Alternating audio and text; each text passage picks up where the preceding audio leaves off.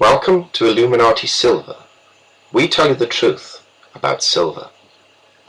Today is Wednesday the 29th of July 2015, and we are going to discuss briefly the Silver Institute's 2015 first half report press release, which was issued yesterday.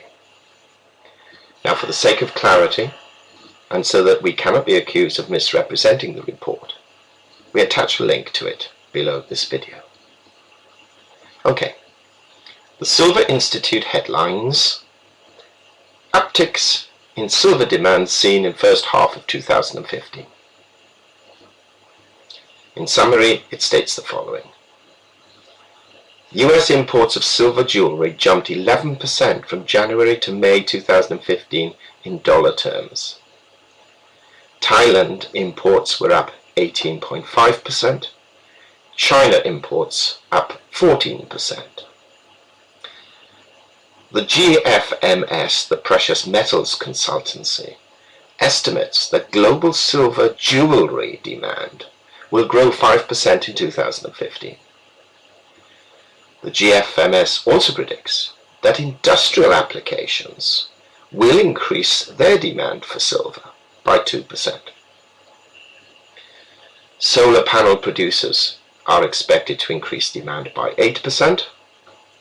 Demand from ethylene oxide producers is forecast to increase by 61%. Electronics demand expected to rise by 0.4%. And an expected 4.5% decline in demand by computer and tablet producers, with an increase in demand envisaged by mobile phone shipments by 3%. ETF holdings increased this year by 4.7 million ounces, but bullion coin sales fell by 6% compared to last year. So the conclusion of the Silver Institute, now remember this is a forecast, is that there will be a deficit of 57.7 million ounces of silver in 2015. So we hear cheers from the pumping fraternity. We were right. Silver demand exceeds supply, they shout. The price is going to rocket. Hold on. Hold on just a minute. Let's just bear some points in mind. Firstly, Silver Institute is more likely to be bullish, bearing in mind its membership. Though, on the side of balance, we do rate highly their findings and views. Secondly, there are assumptions made on the supply side which are close to mining historic growth patterns of 3% growth. We believe, because of the pressure on prices, miners will produce more to balance out cash flow, but we could, of course, be wrong. But thirdly, and more importantly, it is assessed, even by the silver bulls, that there is between 1 billion and 2 billion ounces of above ground silver available to the marketplace. So even if we were to take the lower figure of 1 billion ounces, to use up that amount of available supply with a 57.7 million deficit, 17 years will have to pass.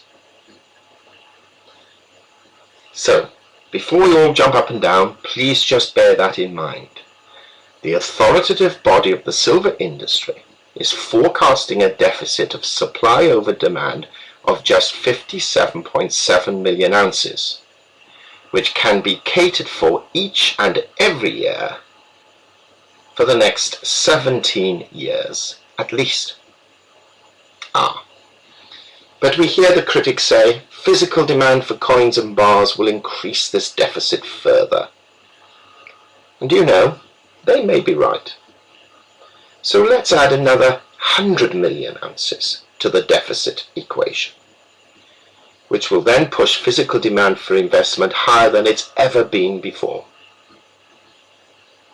Well, even then, in a worst case scenario, a minimum of 6 years above ground silver supply exists, and you can bet if prices have started to move up by then so mine production will also increase.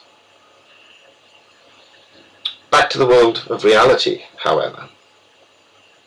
The Silver Institute says, and we quote, "In the first half of the year, global bullion coin sales totaled 43.6 million ounces, 6% below levels seen in the same period a year ago."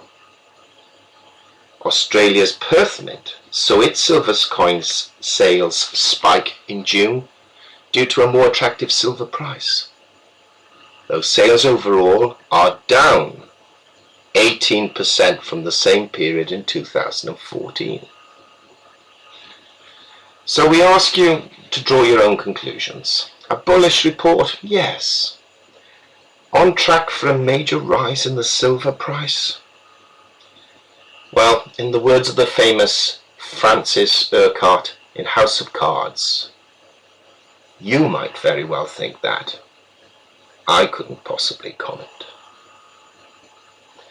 We hope you found this video at least interesting and informative, and would appreciate it if you would give us a thumb up, comment, and if you haven't already done so, please subscribe. Disclaimer.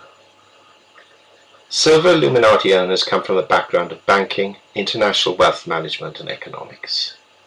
Having now retired from these worlds, we're not qualified to give investment advice. Therefore this and other productions must not be deemed to be giving such advice, and merely represent the personal views of its owners.